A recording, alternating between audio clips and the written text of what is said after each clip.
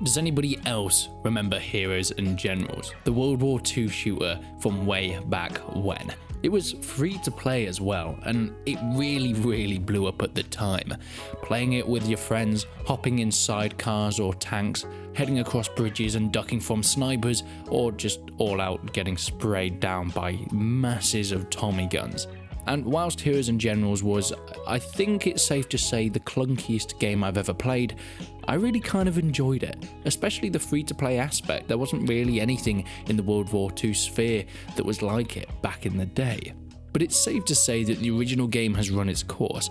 The engine is rubbish and it definitely needs something new. It needs a new lick of paint at the very least. So, that's when we heard about Heroes and Generals 2. Yes, it is coming, but it's a little bit more suspicious than we thought. The game is being made on Unreal Engine 5, hoping to support some of the beautiful new graphics and especially mechanics, more destruction and more dynamic gameplay, bigger maps and more support for more players on said maps.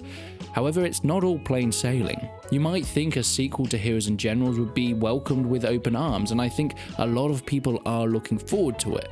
However, there is some backlash. People seem to be angry because they are shutting down the original after so long, but also because Heroes and Generals 2 doesn't seem to be all that open and transparent about the way they're going about it.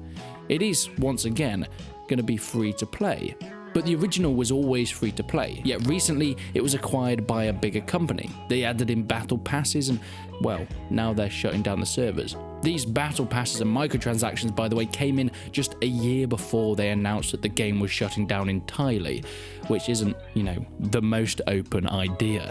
It does tend to look when you do that they're trying to scrape the last few pennies that are dropping from the ceiling before shutting down the title, not even bothering to improve or give more content to the players that are paying for this extra stuff. On top of that, Heroes and Generals 2, while supposedly still going to be free, isn't entirely. They've already set up a Kickstarter for the next title. But why? It doesn't really make all that much sense. Heroes and Generals came out all the way back in 2015, 2016, and with it a massive campaign. Huge YouTubers doing sponsorships, from Frankie on PC to even the Yogscast, who were at their peak back in the day. So there has always been a budget behind the title, and it's always been pretty successful. It's not like the original Heroes and Generals flopped in any way. So why are they asking for more money now?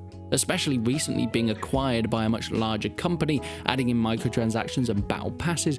Still, they're saying that the next game's not going to be available until they hit their goals. As a side note, by the way, the main announcement video for Heroes and Generals 2 has a horrifically bad dislike ratio. And I don't just mean poor, I mean like in YouTuber terms, this is one of the most hated videos I've ever seen in terms of its ratio. But all the comments seem to be pretty positive, supporting the next title, saying that, yeah, it is time for new Heroes and Generals, which indicates to the point that they are now also deleting comments from their announcement. And that is just the tip of the iceberg.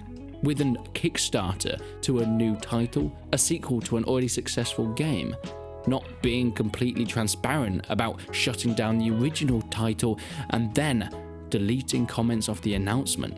What is going on here? The developers have said that it's not just going to be a straight port though, whilst I'm a little bit suspicious whether they're going to really be improving it as much as they say. They want to really keep the core that made Heroes and Generals fun, the more arcadey, at least, big multiplayer battles in World War II, yet ported onto Unreal Engine 5, using that to advance the gameplay and bring it into the modern day. And I do agree, it is horrifically outdated, not just graphically but mechanically.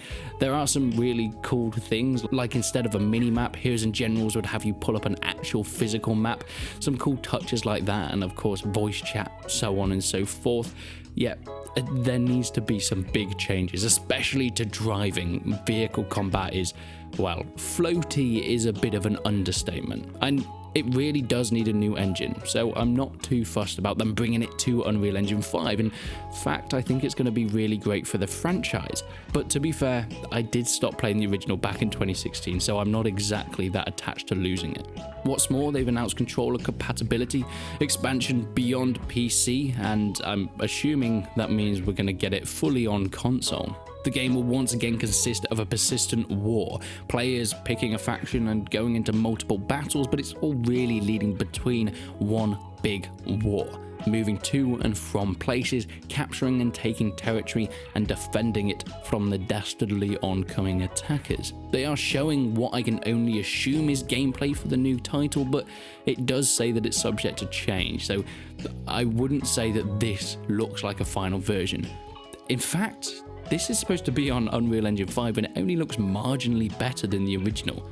How can you make an Unreal Engine 5 look out of date before it's released? Look, if I'm going to be unreasonably picky and break down this announcement that the devs have brought out, which, you know, I am because that is my job, listen to this bit.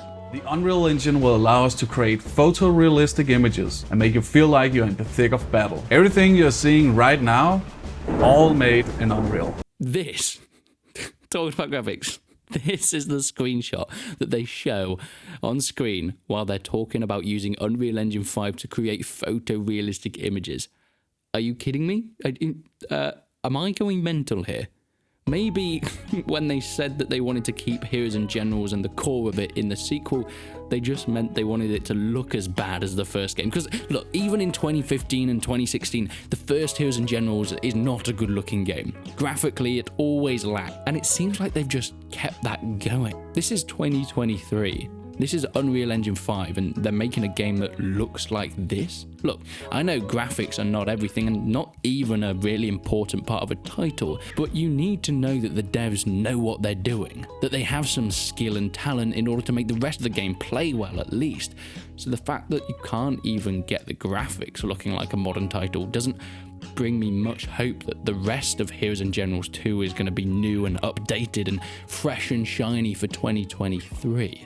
All in all, there has been so much talk about it. Whether it's been good or bad, it looks like they're not exactly going about it the most transparent way. But it's one of those things that you can never really tell until a little bit more information is released. So I guess we're just going to have to hold out, at least for now. Because they killed Heroes and Generals, but hey, at least we might get Heroes and Generals 2. If you fund it. Jesus Christ.